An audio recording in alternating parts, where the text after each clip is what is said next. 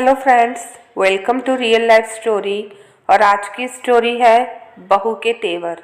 बहुत अच्छी कहानी है, पूरी देखिएगा। और स्टोरी अच्छी लगे तो वीडियो को लाइक ज़रूर से कर दीजिएगा। केशव, आ जाओ ना मुझे यहाँ से लेने के लिए।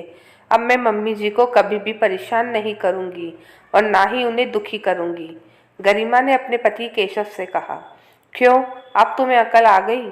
तुम तो हमेशा अपनी मम्मी से झगड़ा करती थी, रोजाना वे दिन भर काम करती, उसके बाद भी तुमने उन्हें कभी चैन से जीने नहीं दिया, और अब वह हमारे साथ रहेगी भी नहीं, केशव जोर से चिल्लाकर बोला। सरिता जी के दो बेटे थे, आकाश और केशव। दोनों ही अपने मम्मी पापा के साथ खेती करते थे। बड़े बेटे केशव की शादी उन्होंने गरिमा के साथ ये सोचकर करवा दी थी कि गरिमा उनके घर के काम करने में मदद करेगी, परंतु गरिमा घर के काम करने के बजाय दिन भर फोन पर लगी रहती और या फिर सोती रहती थी।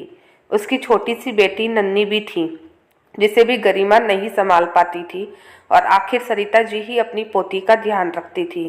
एक दिन जब सरिता जी सोकर उठी तो उन्होंने देखा कि गरिमा केशव से लड़ रही थी और कह रही थी कि उसे उसके मायके छोड़कर आओ।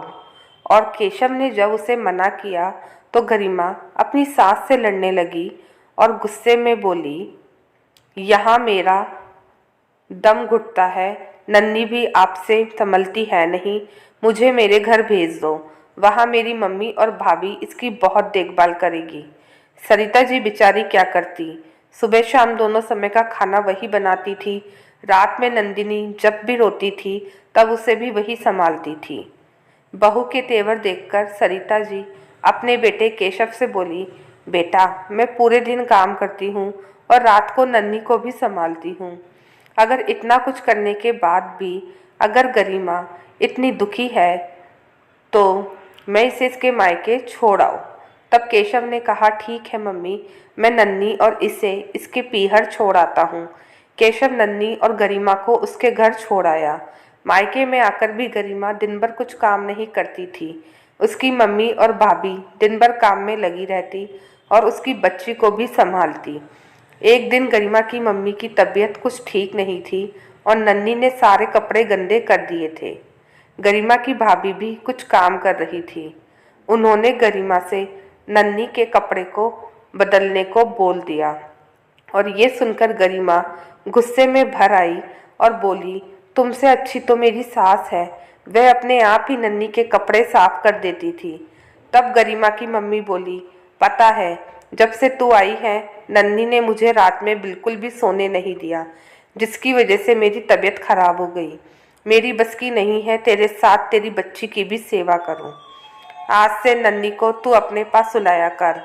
जब गरिमा ने नन्ही को अपने पास सुलाने की कोशिश की तो वो बहुत तेज रोने लगी और उसे चुप कराने के चक्कर में उसे पूरी रात जागना पड़ा। तब गरिमा को महसूस हो रहा था कि उसने अपनी सास के साथ कितना बुरा किया था। दिन भर काम करना और रात को नन्ही को संभालना बड़ा मुश्किल होता है।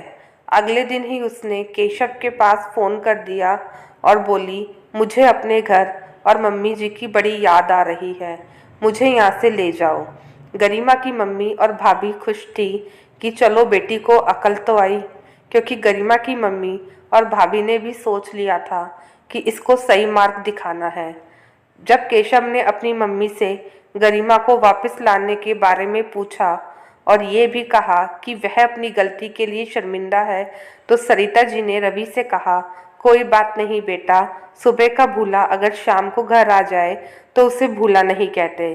अगर बहू को अपनी गलती का एहसास है तो उसे और नन्ही को घर ले आओ, और वैसे भी नया साल आने वाला है, बहू और पोती घर आ जाएंगे तो साथ मिलकर नया साल मनाएंगे।